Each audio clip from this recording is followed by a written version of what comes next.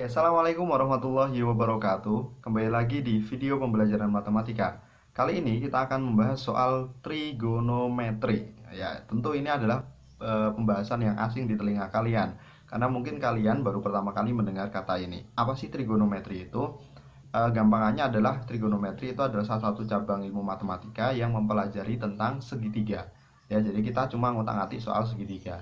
Nah, ngomongin soal segitiga, kalian tentu ingat di SMP dulu kalian sudah pernah belajar tentang salah satu teorema yang terkenal di segitiga, yaitu teorema Pythagoras. Teorema Pythagoras itu mengatakan bahwa sisi-sisi pada segitiga siku-siku itu mempunyai hubungan satu dengan yang lain. Kalian masih ingat?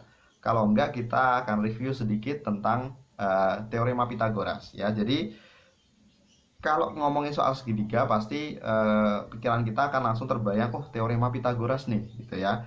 Nah, di teorema Pythagoras ini mengungkapkan bahwa sisi-sisi pada segitiga siku-siku itu mempunyai hubungan. Ada hubungannya satu sisi dengan sisi yang lain. Oke. Hubungan itu bisa dituliskan misalkan kalau kita punya segitiga siku-siku, di sini adalah A, sisi A, di sini sisi B, sini sisi C, maka menurut teorema Pythagoras ada hubungannya antara A, B dengan C, yaitu A kuadrat ditambah B kuadrat itu hasilnya nanti sama dengan C kuadrat, atau kuadrat dari sisi-sisi siku-siku itu sama dengan kuadrat dari sisi miring ya. C ini adalah sisi miring atau hipotenusa ya, kita sebutnya seperti itu. Oke, sehingga C ini sama dengan akar dari A kuadrat plus B kuadrat. Oke, jadi kita bisa menentukan salah satu sisi kalau dua sisi yang lain diketahui. Contohnya misalkan kalau A-nya sama dengan 3, B-nya sama dengan 4, berapakah C-nya? C-nya sama dengan titik-titik. Ya, berarti bisa kita gunakan rumusnya. Berarti C-nya sama dengan akar dari 3 kuadrat ditambah 4 kuadrat. Oke, 3 kuadrat 39 ditambah 4 kuadrat 16, berarti hasilnya akar dari 25 sama dengan 5. Oh, C-nya sama dengan 5. Itu yang kita pelajari di teorema Pythagoras. Nah, di trigonometri kita menambahkan satu lagi, yaitu selain sisi-sisinya berhubungan satu dengan lain, ternyata sisi yang tadi itu juga berhubungan dengan sudut ya, dengan salah satu sudut pada segitiga. Oke, buktinya apa? Buktinya adalah misalkan kita punya sebuah segitiga ya, sebuah segitiga. Misalkan segitiga kecil seperti ini, segitiga siku-siku, ini sisi A, ini sisi B, ini sisi C, kemudian sudut yang di sini kita namakan alfa. Nah, sudut dan sisi pada segitiga itu mempunyai hubungan ya. Buktinya apa? Coba sisi B ini kita perpanjang ya, apa yang akan terjadi dengan sudutnya? Sisi A kita tetapkan, kemudian sisi B kita perpanjang seperti ini ya. Coba kita lihat sudutnya ya. Tentu sudut yang terjadi adalah pada segitiga yang baru lebih besar daripada segitiga sebelumnya. Oke. Begitu juga kalau sisi B-nya kita perpendek ya. Misalkan sisi B-nya kita buat seperti ini.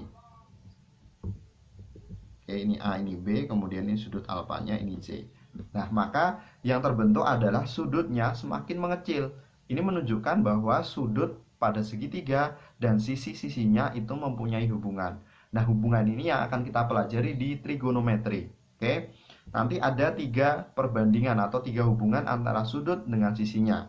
Ya, oke, kita pakai segitiga yang tadi. Misalkan ini segitiga siku-siku, kemudian ini adalah sudut alfa. Oke, kemudian ini sisi A, ini sisi B, ini sisi C. Nah, karena sudut dan sisinya tadi mempunyai hubungan dan mempunyai perbandingan, maka dirumuskan dalam perbandingan-perbandingan.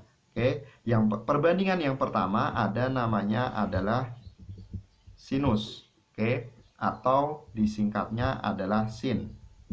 Ya. Sin ini adalah sin sudut ya. Jadi sin sudut sama dengan nanti sisi mana dibandingkan sisi mana. Oke. Sinus itu sinus sudut, misalkan sudutnya di sini adalah alfa ya, itu membandingkan sisi depan dengan sisi miring atau kita singkat demi. ya, depan dibagi miring. Oke. Ya. Kalau sudutnya adalah alfa, maka sisi yang di depan sudut itu adalah sisi B. Lihat, sisi yang di depan sudut adalah sisi B. Kemudian sisi miringnya adalah C. Berarti sin alfa, oke, itu adalah B dibagi C. Oke. B-nya berapa, C-nya berapa? Itulah sin alfa. Kemudian perbandingan yang kedua ada namanya kosinus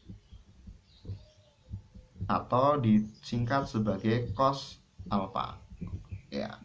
Cos ini membandingkan cos alfa itu membandingkan sudut yang di samping dibandingkan dengan sudut yang miringnya, atau kita singkat sebagai sami. Ya. Oke. Sami. Ya, misalkan sudutnya adalah alfa, maka membandingkan sisi samping di samping sudutnya, yaitu sisi A, dengan sisi yang miring, yaitu sisi C.